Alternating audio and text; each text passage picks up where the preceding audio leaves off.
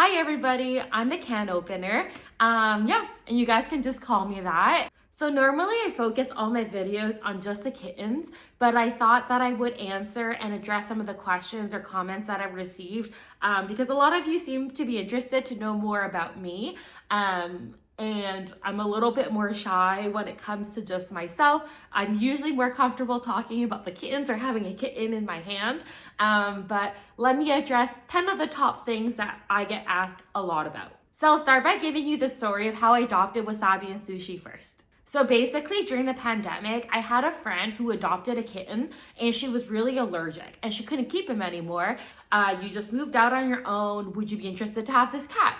And at the time I was like, that's a really adorable cat, but I have no clue how to take care of any other living thing besides like myself, let alone an animal, which I had no experience with. But I was like, okay, my friend's really allergic. Let me take this cat in. If it works out, then great. If not, I'll foster him temporarily until I find him a different home, because I think she was getting pretty desperate to get him out because she was allergic to the kitty. So that cat ended up being Wasabi. And the first night I had him, he actually lay on my chest all night and was like purring. And I kid you not, I was like texting my friends, asking questions, and up all night Googling like, why is my cat vibrating? Did I hurt my cat? Did I break my cat? Like, what is going on? Like, I knew nothing. I don't think I slept for at least like 24 hours, like just trying to get as much information as I could on how to care for a cat. And immediately I just fell in love with him. So Wasabi was really clingy and needy, and I love him to death, but he was a lot, and I figured he needed a kitty friend. That's when I looked into finding him a sister, and that was Sushi. So that's how I adopted Sushi. So basically Sushi's foster at the time agreed to bring her and her two siblings over to my place to kind of see which kitten could be a good match for Wasabi. So keep in mind, my cat has been vaccinated, those 3 kittens have been vaccinated, so we're really cautious about that.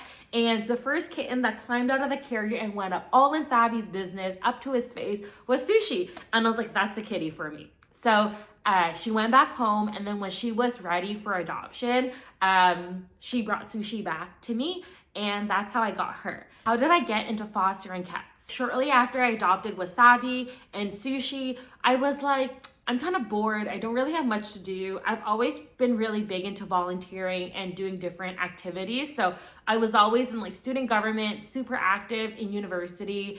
I also would volunteer, for example, for the Special Olympics. I was a basketball coach. And I just really like being around people, and there wasn't as much ways to like help out in person during the pandemic.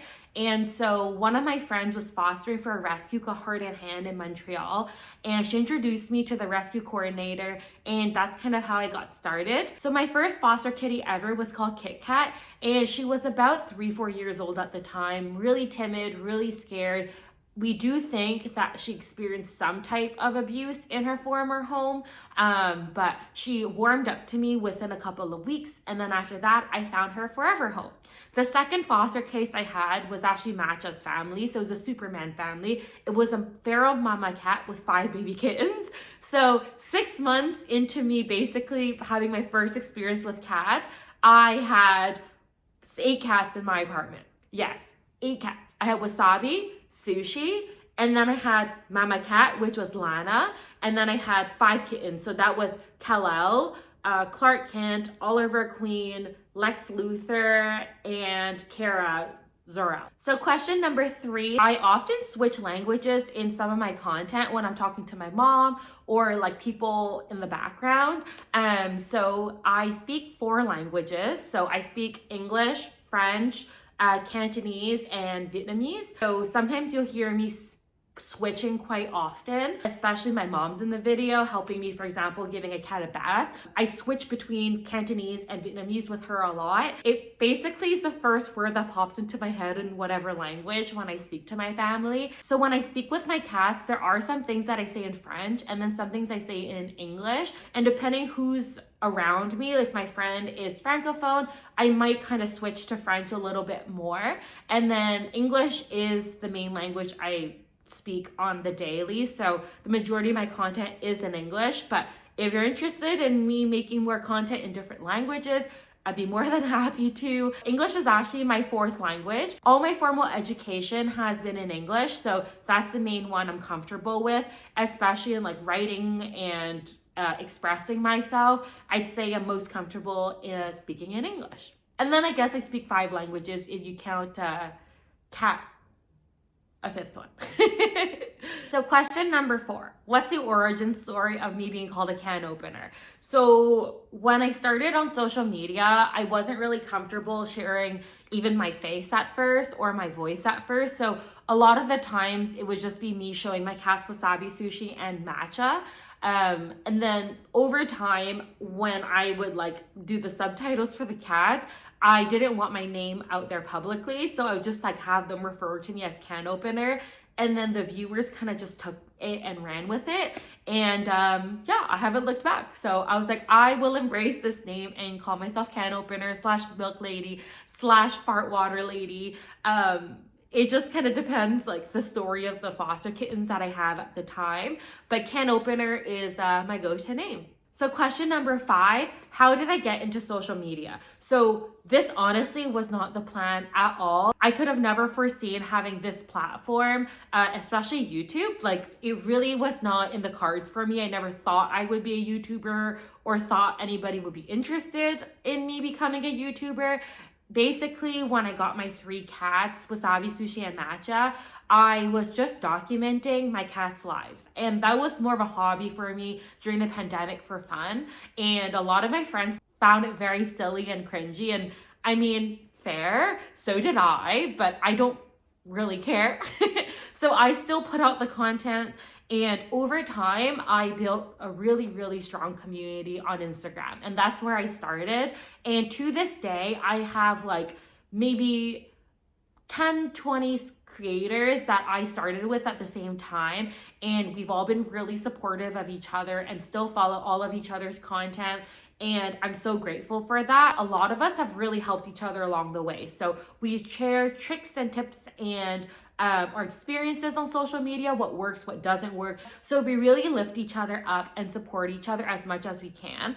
I also foster a lot, and a lot of my friends from social media are fosters as well. So a lot of the times I'm getting advice from them, and because we all deal with very different foster cases, but there are some similarities, right? Every foster case you have is unique in itself, but there will be like universal knowledge that they can share with me. There's also a lot of experiences that only other fosters could relate to. So fostering seems all cute and everything online, but it's very exhausting and often around the clock care behind the scenes. So I really only show you guys like the happy and the cuteness and not the messy and chaos behind the scenes. But if that's something you guys want to see more of too, then I'm more than happy to share that in the members only content. I think just sometimes we worry about being perfect or how we're like perceived online and getting criticism. A lot of the times the criticism I do get is from people who have no experience in fostering at all. So even though different fosters will have different protocols or different approaches to different situations, they're typically very, very supportive of me and just want to give me advice, you know, just like, oh, just to let you know, like, I know you did it this way, but I recommend this. And I'm like more than happy to get advice and be a better foster for the kittens that come into my care because, you know, it's only been like about 3-4 years that I've been a foster, and there's so much more for me to learn from others as well. The people who typically leave the negative comments are people who don't have experience with cats or don't have experience with fostering and how tough it can be. So all of that is to say, I didn't plan on being a content creator. It kind of just grew over time with the community that I had. People were really supportive. And even when I was fostering at first, I wasn't sharing fostering content. I was sharing Wasabi, Sushi Matcha because that's the name my accounts are under. So I actually kind of figured people didn't care about foster kittens or me sharing that. So yeah, that's kind of how I started on social media. So number 6. How did I go viral on social media and end up with a platform that I have today at the size that it is? So it's actually Clementine and Fuji, I'd say, that helped me really launch my social media platforms. So Instagram started to grow a lot more when I was posting Clemmy and Fuji. So I think a lot of you are under the impression that they are my first foster kitties, but I actually fostered so many cats before that. So there's been 35-ish cats that I've fostered by now. I do have a video that goes through all 35 cats that I've fostered. There's so many, it's really hard to keep track. There's a long history of me fostering that I didn't really share online at the beginning. Like I said before, I thought people didn't care to see little kittens and they just wanted to see my 3 main cats, but I was wrong. And yeah, so now I shifted to a bit more rescue content and how I foster and raise cats. So comment number 7 that I'd like to address is, how do you raise these kittens and then say goodbye to them? And I get some like weird comments of saying that I don't actually really love them and that's why it's so easy to say goodbye, but that's like further from the truth than anything. I think it's because I love them so much that I'm able to give them up. I really, really do love every foster kitten that I have. Of course, some are more memorable than others. I bond to some kittens more than I do with others, and I think that's totally natural. So there have been a few kittens like Milkshake and Clementine or Tato that I've gotten really bonded with. And yes, I know there's a trend. They tend to be orange. Yeah, there are some that are harder to say goodbye to, but it doesn't mean I love the other kittens any less. It's just those are the kittens that I have a really, really special bond with. I have to let these kittens go, so I make space for other rescue cats and fosters. So if I had more than 3 cats of my own, I wouldn't have the capacity financially and time-wise to take care of more foster kittens. So I'm still a student, so you know, I can only do so much, and there are like rules in my place too of how many cats I can have. And I actually think it's in their best interest to adopt them out into a home with less cats so they really, really get undivided attention. And at the end of the day, Wasabi, Sushi, and Matcha are my cats, and they take priority over the foster kittens when it comes, you know, to my general attention day to day. Like, they are my forever cats, and they always will be. So unfortunately, I do think that 3 cats is the limit. Never say never, but you know, it's likely the most responsible thing to do. And I love fostering and taking care of the little baby kittens, and so it will allow me to continue to do that. This leads me to number 7 or 8. I'm not sure anymore. I can't keep track of the numbers. I didn't actually write down all these questions. I'm going off the top of my head of the comments that I get often. I could never foster. Like, it would break my heart. Or I could never foster. I don't know how you do it. That could never be me. Like, I understand the sentiment. Like, I get that it can be really, really tough. But, you know, if you love cats enough to say that, then just imagine how many cats' lives could be rescued and saved. Like, I understand it's really hard to give them up, but it's so rewarding too to see them, like Boba, for instance, was such a frail, sick kitten that kept like passing out on me. I didn't know if he was gonna make it, and see him like 2 years old today and like thriving and everything. Like, it really, really warms my heart. Boba and Milkshake were my 2 first neonatal kittens, so I grew extremely attached to them. You know, I really raised them completely. So it was really, really hard to say goodbye to them, but seeing them today, it was the right decision to give them up. So I think today when I take in new kittens, I do have a little bit of a boundary in my mind placed of like, these are not your cats. These are foster kittens. They're here temporarily in your care for you to nurse back to health, give them as much love and care as they need. But then after that, they are going to be somebody else's cat. It wasn't easy at first. Like, I got really, really attached to the earlier batches of foster kittens. Putting that boundary up did help dissociate a little bit because I'm not thinking about them as my own cats. They're not my cats. These are just rescue cats that are temporarily in my care, and they will be somebody else's cat in their forever home. So yeah. And then this leads me to the next point of people asking, do the cats recognize you when you go visit them or when they come back to visit? Honestly, I'm not 100% certain. I like to think that they all recognize me. I'd like to think that they remember me raising them, but you know, it is what it is. They are adopted into a different family, and Sure, it does like low-key hurt my feelings a little bit when they don't want my cuddles or like, you know, aren't as excited to see me as I am to see them. But seeing their bond with their adopters is what I want to see. I don't want a cat who's more attached to me than they are to their adopters. Like, that's the whole point, right? That is their forever home. That is their forever parent, not me. And so as much as it breaks my heart to see that they love somebody else more than me, that's the way it should be, because that's the bond I have with Wasabi, Sushi, and Matcha. And, you know, they wouldn't be my forever cats if they didn't have somebody take care of them first. Well, I mean, Matcha was my foster, so I raised him. So one of the main comments that I get really often is, how do you determine if a cat is bonded or not? Because there are some pairs that I push for double adoption, like Dumpling and Noodles, and then other cats that, you know, I put them up for adoption separately. So we have Poe and Tato here. This is a good example. So I get it. Poe and Tato seem to get along really well, but as you recall, Mr. Tato here had no whiskers. He's already orange, okay? He already has the world against him, and he had no whiskers. Cats need their whiskers to navigate the world.